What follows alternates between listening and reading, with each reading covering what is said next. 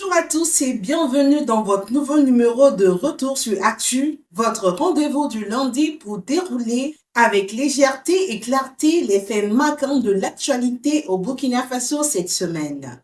Urbanisme, justice, sécurité, innovation, culture et sport. On remonte ensemble le fil de l'actualité, sans stress mais avec punch. On y va. La semaine a démarré avec un chantier d'envergure. La pose de la première pierre du complexe Zafara Plaza, le futur nouveau siège de la Sonature. Un projet moderne, c'est de Ouaga 2000 qui continue de se redessiner. Et justement, parlons de justice.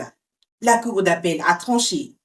Amidou Tiegnan et 3 co-accusés ont été reconnus coupables dans le dossier de détournement de fonds humanitaires. Des condamnations lourdes jusqu'à 11 ans de prison et plusieurs milliards de francs CFA d'amende.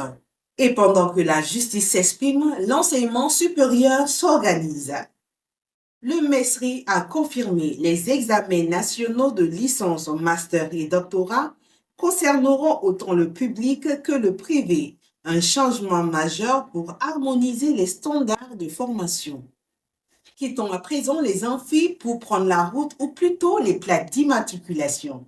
La DGTTM et son partenaire STH ont lancé une opération de contrôle pour traquer les plaques non conformes. Objectif, mettre fin au blanchiment prématuré, aux mauvaises fixations et responsabiliser les concessionnaires. Pendant ce temps, côté sécurité, des drones pour les constats d'accidents. Évolution dans la police nationale. Les constats d'accidents se feront désormais par drone. Résultat, fini les 2 heures d'attente. Place à des procédures bouclées en 15 à 20 minutes. On reste dans la sécurité, mais version lutte contre la fraude. La police de Gawa et Batié. Coup de filet dans le trafic illicite. 66 tonnes de karité destinées à l'exportation frauduleuse interceptées. Valeur estimée plus de 20 millions de francs CFA. Et les saisies continuent. Anti-contrefaçon, plus de 125 cartons de magie Anka incinérés. À Tinkodogo, plus d'une centaine de cartons de produits contrefaits marqués Anka ont été détruits. Une action conjointe des TGI, de la gendarmerie et de la BMCRF. Pendant ce temps, un marché stratégique est assaini. Opération Ladeli à Sankaré. Objectif, assainir le marché à problème. Résultat, saisie record de médicaments illicites et plusieurs interpellations. Le gouvernement veut reprendre la main. Direction maintenant la chefferie traditionnelle. Le canton de Djibo est en deuil après le décès de son émir. Figure respectée du Gelgodji, intronisé depuis 1987. Une disparition qui marque la région. En économie, le FMI valide la trajectoire du Burkina Faso. Selon le FMI, l'économie burkinabé affiche une stabilité exemplaire. Croissance autour de 5%, inflation moins 0,5%, produits aurifères dynamiques. Un message rassurant pour les partenaires. Et ces dynamiques touchent aussi l'industrie.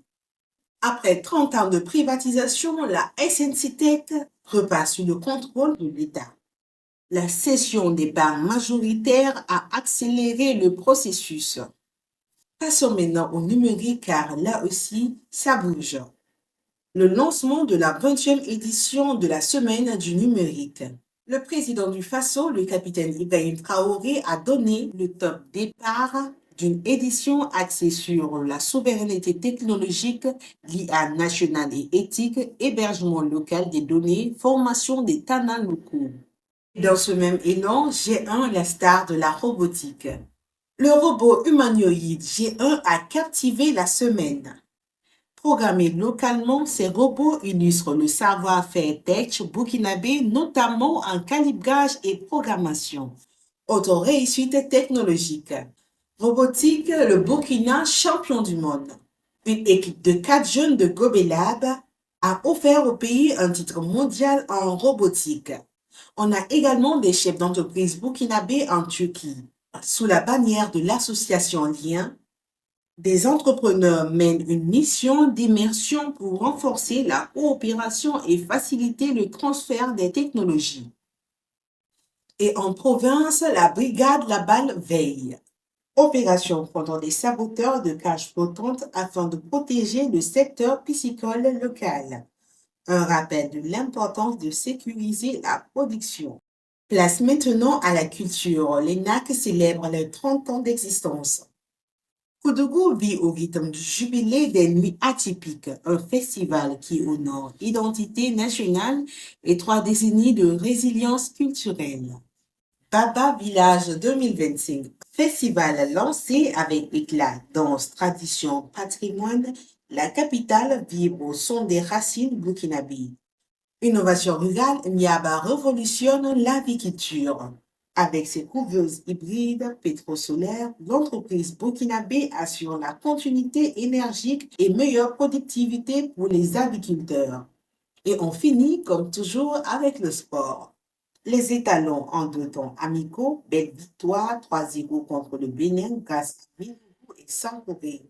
U17, aventure stoppée en quart de finale face à l'Italie 0-1 malgré une belle prestation.